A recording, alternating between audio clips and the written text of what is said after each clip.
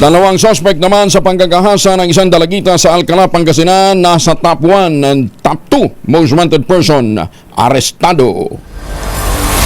Detalye na balita mula kay Freddy Pajardo ng RS38. Masantos siya kabasan at amin sa ating mga kababayan dyan sa Pangasinan. Freddy. Masantos siya kabosan, Sir Angel. Magkasunod na sa kote kahapon ng madaling araw ang dalawang most wanted person na sila Sherwin de la Cruz alias Kokoy, top 1 most wanted person municipal level, 31 years old, at si Jerome Velasco, top 2 most wanted person municipal level, 27 years old, kapwa residente ng Barangay Lawak, Alcala.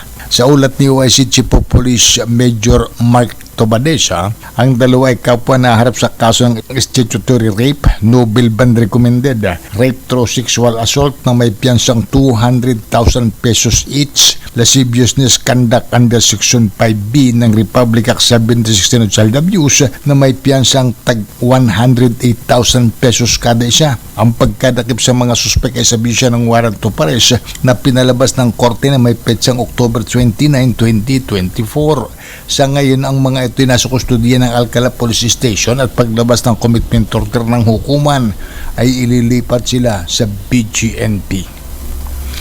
Ito si Freddy Fajardo, RS38, nag-uulat para sa DCRH, una sa Pilipinas, una sa Pilipino. Maraming salamat na Freddy.